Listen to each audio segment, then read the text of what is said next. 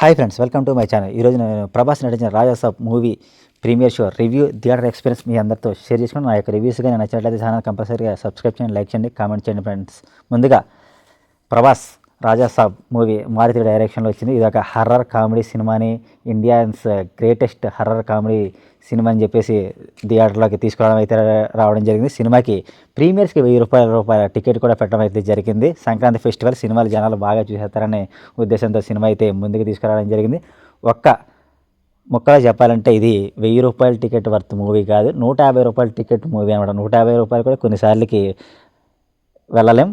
₹110 అయితే ఓకే, పొంగల్ కాబట్టి ₹150 అయితే ఫుల్గా అయితే సాటిస్ఫైడ్ అవుతారు అనమాట. సినిమాని ముందుకు ఎలా చూడాలంటే, ఇది ఏదో ఒక పెద్ద సినిమా కాకుండా, ప్రభాస్ స్టార్డమ్ సినిమా కాకుండా, ఏదో నార్మల్గా వెళ్ళి ఏదో కామెడీ జరుగుతుంది చూడాలని వెళ్ళాలన్నమాట. బీభత్సమైన హర్రర్ కట్ట ఉంటుందని చాలా పెద్దగా చెప్పడం అయితే జరిగింది. సినిమాలో హర్రర్ ఎలిమెంట్స్ లేవు, ఏమీ లేవు. హర్రర్ అయితే అసలు లేదు. సినిమాలో స్టోరీ అయితే 3 గంటలు అయితే ఉండడం జరిగింది. సోగా సినిమా అయితే వెళ్ళడం అయితే జరిగింది అనమాట. ఫస్ట్ హాఫ్ నుంచి మంచిగా కామెడీ కానీ అది పండేద్దామని ట్రై చేశాడు, అవ్వలేదు. సెకండ్ హాఫ్లో కొన్ని కామెడీ సీన్స్ ఉంటాయి, బాగున్నాయి. ఫైట్ సీన్స్ బాగున్నాయి.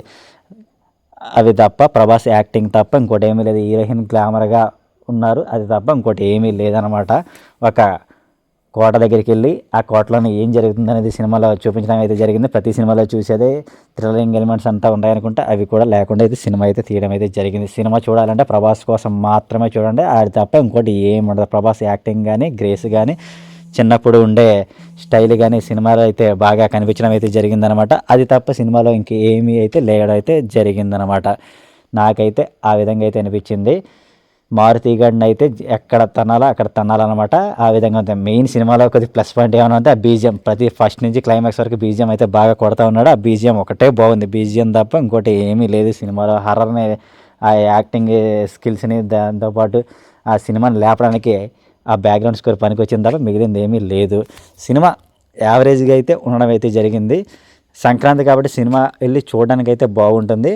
ఒక సోగా వెళ్ళడం అయితే బాగానే ఉంటుంది, కానీ బీభత్సమైన ఎక్స్పెక్టేషన్స్ పెట్టుకుంటే సినిమా కింద పడేస్తుంది అనమాట. అందులో అయితే మరీ కన్ఫామ్గా చెప్పడం అయితే జరుగుతుందన్నమాట. మారుతి గారు అయితే ఫుల్ డిసప్పాయింట్మెంట్ అయితే చేయడం అయితే జరిగింది.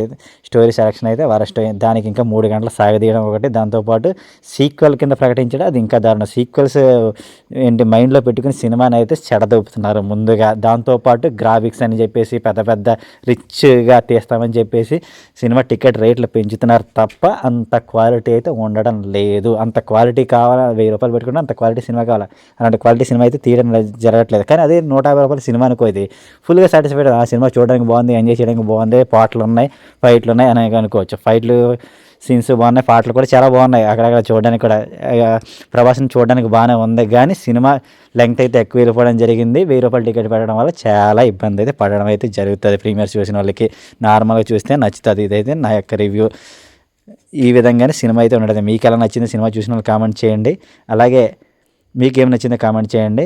ఇప్పటివరకు నా రివ్యూ చూసినందుకు thank you so much guys. Further ఇంకా సంక్రాంతి రివ్యూస్ కోసం నా ఛానల్ సబ్స్క్రైబ్ చేయండి.